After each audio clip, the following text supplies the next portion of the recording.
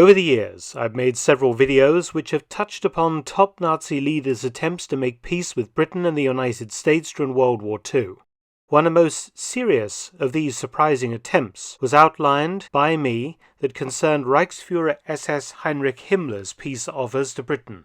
Not at the war's end, as most of the Himmler biographers have concentrated on, but his little-known but potentially more impactful offers from 1943 onwards, all eventually killed off by British Prime Minister Winston Churchill. However, Himmler was a dangerous and Machiavellian character, who soon after the failure of his 1943 peace proposals moved to do two things. Firstly, I have shown in other videos that Himmler was involved on some level with the anti-Hitler plotters that tried to kill the Führer in July 1944. He was also the driving force behind trying to save as much German wealth as possible, realizing that by 1944 the war was effectively lost. Which brings me to the subject of this program, the so-called Red House meetings and the conspiracies that emanated from them. Himmler's SS state was, by 1944, absolutely enormous, hugely wealthy and, very important, semi-autonomous. Himmler was not only absolute leader of the SS, which would grow to over 900,000 personnel. His economics office controlled the complicated system of concentration camps, ghettos, and forced labor enterprises, generating enormous sums for the SS coffers. Himmler also controlled all police organizations in Germany and had an excellent foreign intelligence unit, the SD, ensuring that he knew better than any of the other top leaders exactly what was going on both within and outside of the Third Reich. Himmler made sure that most of Germany's industrialists were made honorary SS officers or were influenced to donate to SS funds.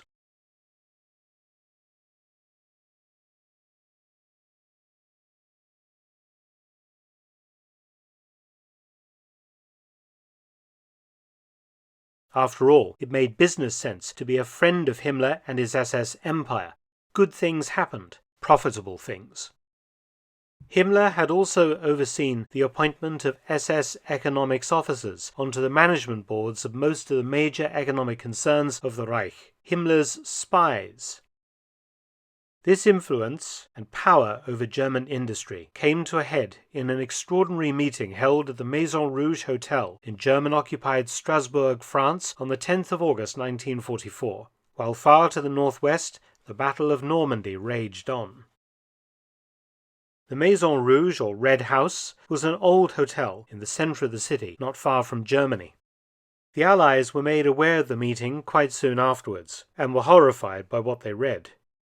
The reports on this are now available both at the British National Archives in London and the US National Archives in Washington, D.C. The subtitle of the US version of the report explains Himmler's plan quite succinctly. Quote, "Plans of German industrialists to engage in underground activity after Germany's defeat. Flow of capital to neutral countries." End quote. So who was at the meeting? Himmler did not attend in person. After all, admitting that defeat was inevitable was a treasonous act. He was represented by an Obergruppenführer Scheid, who chaired the meeting. Scheid was also a director of many German industrial concerns. All the megalithic German firms sent representatives to the Maison Rouge meeting, for example, the armaments firm Krupp, Röchling, Messerschmitt, Volkswagen, Rheinmetall. Also at the table were engineers representing a firm called Braun Bovary, Herkuleswerke and Stadtwerke. Civil servants were also in attendance from the German Naval Ministry in Paris and the Armaments Ministry, also from Paris. These attendees indicated official sanction of the meeting by influential military leaders. A second meeting was held some months later to confirm agreements made at the Maison Rouge. Everything said and agreed upon was treason.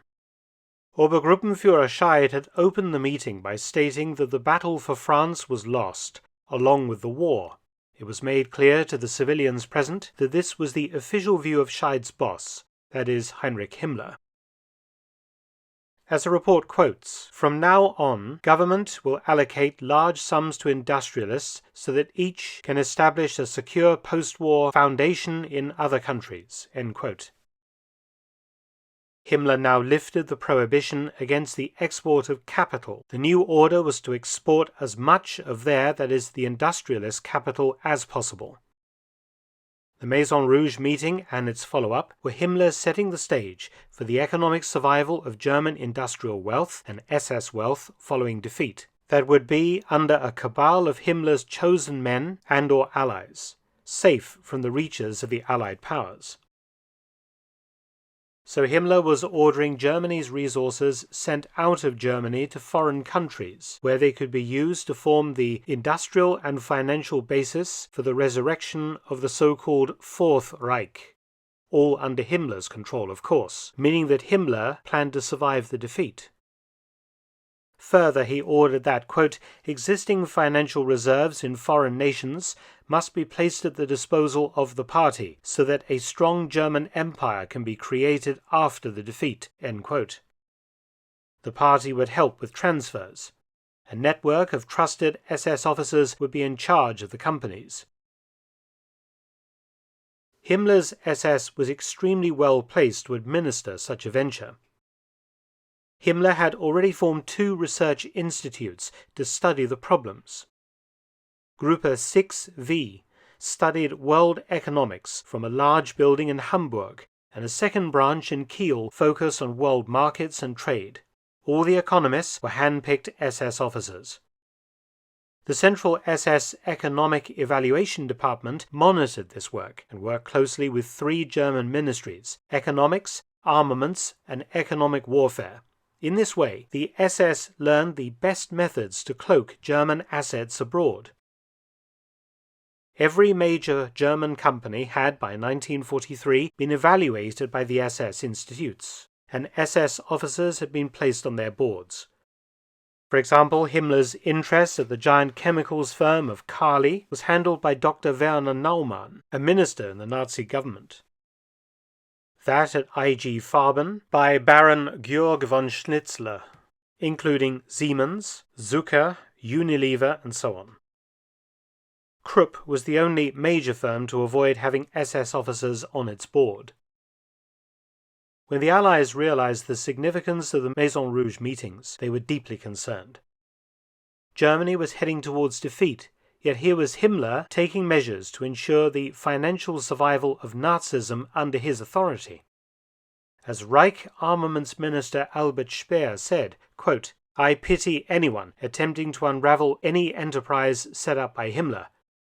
The layers of deceit and the breathtaking imagination that this unlikely man was capable of were unreal. End quote.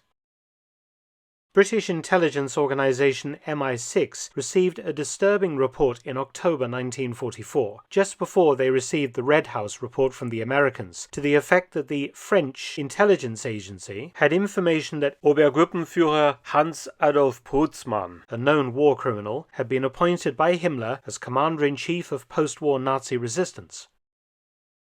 500,000 so-called resistors were given identity papers of people who had been killed in Allied air raids. MI6 passed the information to SOE, the Special Operations Executive, and once the Red House report was known, SOE considered assassinating Himmler, as he was considered to be so dangerous. US intelligence reported that the Japanese now considered Himmler to be the man in charge of Germany, not the ailing Hitler. So, not only was Himmler in the process of asset-stripping Germany and offshoring this vast wealth for a putative post-war Fourth Reich, but he was also organizing post-war resistance within Germany itself, what later became known as the Werwolf organization, opening the vista of a partisan warfare against the Allied occupation well after 1945. Himmler had also acquired huge wealth through various backdoor methods. In order to help industrialists have contact with Hitler and other members of the party, Himmler had created the Circle of Friends of the Reichsfuhrer, its members making generous donations to the SS in order to secure favorable contracts and contacts. Companies that joined the circle of friends included Flick Steel, Siemens, IG Farben, Dresdner Bank, and Deutsche Bank.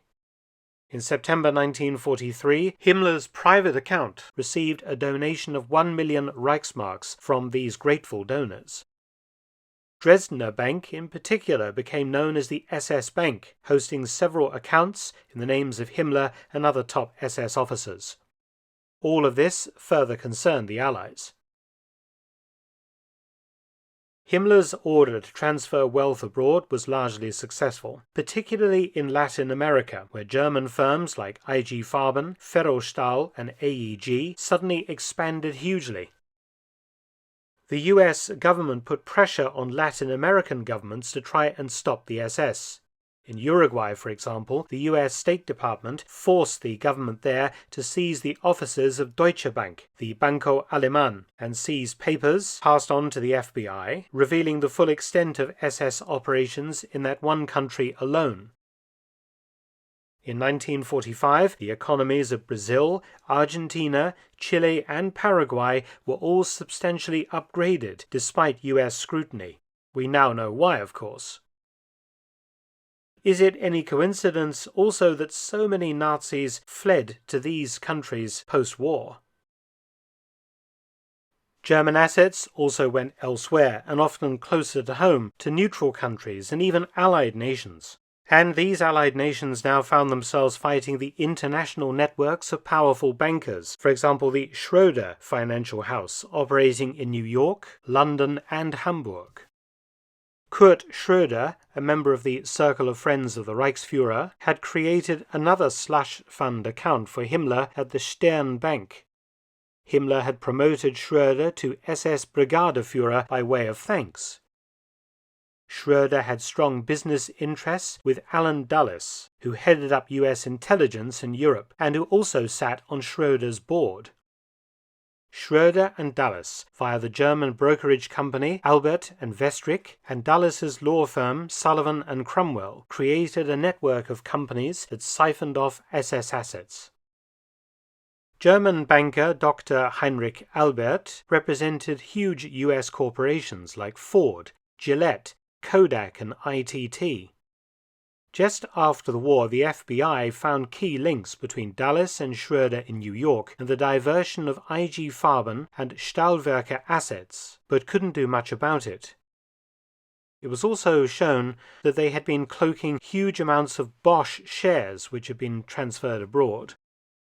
When FBI Director J. Edgar Hoover went to see President Truman about this situation, the president had been lobbied hard by Ford, General Motors, Gillette, Kodak, and ITT.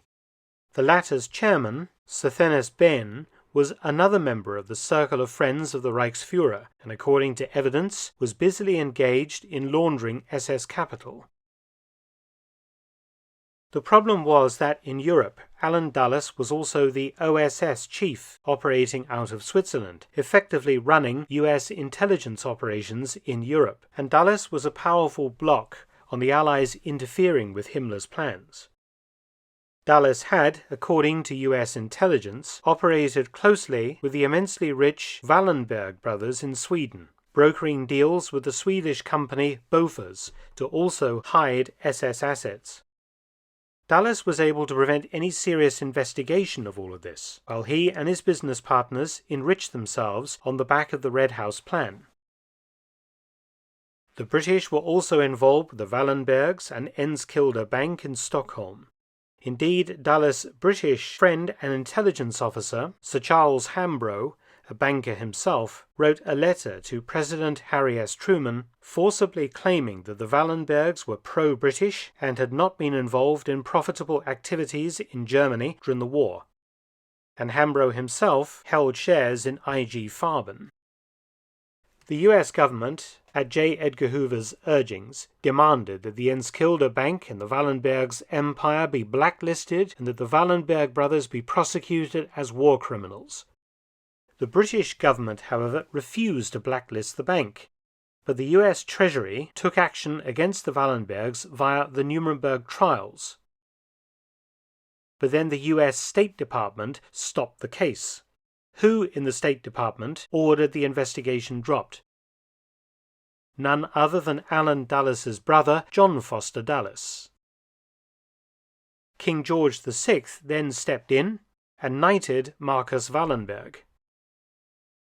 Interestingly, Wallenberg's brother Jakob had already received the Order of the German Eagle with Star from Hitler in 1941, but the less said about that the better. The involvement of the British royal family ensured no further action was taken by the British government in this matter. This incident did little for Anglo-American relations. It has subsequently come to light that the British royal family invested heavily in the Bank of International Settlements in Switzerland, a secretive bank set up after World War I to deal with reparations payments. It then became a vehicle by which large amounts of shares could be transferred without too much scrutiny, similar to an offshore fund. The BIS board of directors included the governor of the Bank of England, Montague Norman, Hitler's Minister for Economic Affairs, Dr. Walter Funk, Emil Pohl, a director of the Reichsbank in Berlin and responsible for moving looted Nazi gold, including gold teeth extracted from concentration camp victims, and Hermann Schmitz, CEO of IG Farben, and Baron von Schröder, who we've already met, and leading US banker Thomas McKittrick. McKittrick described the Bank of International Settlements as, quote, a sort of club for the world's leading central bankers, a little group of like-minded men who understand and trust one another, end quote. It seems clear that they were like-minded. They liked money and didn't mind where it came from. British royal interest in the Wallenbergs and BIS seems to have led to the sudden lack of interest in investigating the shady shenanigans of the Wallenbergs and Alan Dulles, particularly as what might come out could potentially embarrass the king and his family along with many other important people. US attempts to blacklist the Bank of International Settlements were also blocked by the British Foreign Office. Both Britain and US intelligence continued with other attempts to try to counter Himmler's Red House plans, though without much success. They frequently found that they were blocked by government departments in their own countries. It was understandable considering the people they were after. Plenty of US and British bankers and others working in finance had potentially embarrassing connections that they didn't want publicly aired. Plenty of people were making a lot of money out of Himmler's diabolical plan. It also became clear that the mastermind behind many of the covert overseas ventures ordered by Himmler was SS Brigadeführer Walter Schellenberg, who would also figure prominently in Himmler's peace offer intrigues to the Western powers via neutral Sweden, both during and at the very end of World War II. However, the US Secretary of the Treasury, Henry Morgenthau Jr., was not part of the plot, and he was appalled when presented with the Red House report in November 1944, and he collaborated with FBI Director Hoover to oppose the Dulles brothers and their scheming. Morgenthau believed that the carrion crows of international finance would ensure Himmler's success by their number, influence, and greed. He believed that the post-war plan to give aid to a ruined Germany, the Marshall Plan, would be superfluous, as an immense flood of German capital would return post-war. Morgenthau, though influential, couldn't get his own way, but appears to have been correct in his predictions concerning the return of German capital. In the 1950s, as the prosecutions of war criminals eased in Germany, with many of them released early, including many prominent industrialists who had used slave labor, West Germany experienced an economic miracle and within a decade at the end of the war had become the economic center of Europe. Not too bad for a nation bombed to literal ruins by 1945. The East German authorities investigated and concluded that huge sums of money had flooded back into West Germany from Latin America, Turkey, Egypt, the United States, Britain, Sweden, and Switzerland, all either locations where Himmler offshored German industrial wealth and SS wealth, or where Nazi war criminals predominated, or both. Coincidence or design? It took a long time for the information I've discussed in this program to become well known. And bear in mind, I've only discussed the very outer fringes of this subject. In order to go into this in any great detail, you would need videos of hundreds of hours. So therefore, if you want to know more information, read books. There are plenty of them around. The Red House report was only declassified in 1996, and only following a Freedom of Information Act request in the United States. The government basically did not want to release it. The first historians to access the report said they found it a surreal experience. It changed many of their opinions about World War II. It seems likely, and is acknowledged in many history books, that Himmler's plans were very successful.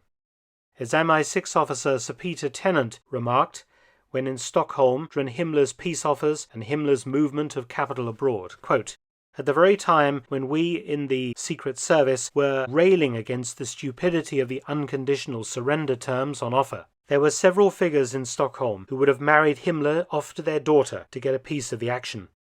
There was a frenzy about what was on offer." End quote. All of this, I think, impinges directly on the death of Himmler in British custody on the 23rd of May 1945. It adds fuel to the fire that Himmler was murdered to silence him, to ensure that he could never reveal the full extent of his involvement with unscrupulous individuals and organizations in the Allied camp or close to Allied leaders, who profited directly from an association with Himmler and the SS state. Better for everyone that Himmler just quietly passed away, ensuring no awkward interrogations or public trial appearances, or revelations on the stand at Nuremberg that would upset the complex world of international financial intrigue and profiteering that surrounded the Reichsführer SS. Could that be the real reason for Himmler's incredibly convenient death? It's certainly not beyond the realms of possibility. As I showed in my last episode of my series on the death of Heinrich Himmler, historians seem to have been puzzled for many decades as to why Himmler was heading south from the Dönitz-Rump government. It didn't make any sense. However, my own research discovered that Himmler had a secret cache of gold held in a bank for him in a region of Germany called the Harz Mountains, and that he and his men were heading south to lie low in the Harz Mountains, collect mobile wealth, and continue on their journey across the border into Switzerland and thence to Italy, to take ship to South America. Why? In order that Himmler should take his place at the head of this vast overseas financial SS empire. That this never happened was only due to chance. Himmler was only captured by chance by the British, but once they had him in their clutches, it becomes clear that he was a dead man walking. You have to remember that aside from all the financial shenanigans that I've discussed in this program, Himmler was also privy to many secrets, including peace negotiations between Nazi Germany and the Allies, particularly Great Britain. Negotiations that are in some cases still top secret today, 80 years after the end of the war. Why? To protect the reputations of now dead powerful leaders on the Allied side. Anyway, I urge you to watch my series, The Death of Himmler, for more detail on all of these theories. The available evidence, such as it is, makes for some compelling theories that mitigate against Himmler ending his life as the British government would have us believe. Thanks for watching. Please subscribe and share, and also visit my audiobook channel, War Stories with Mark Felton. You can also help to support both of my channels at PayPal and Patreon. Details in the description box below.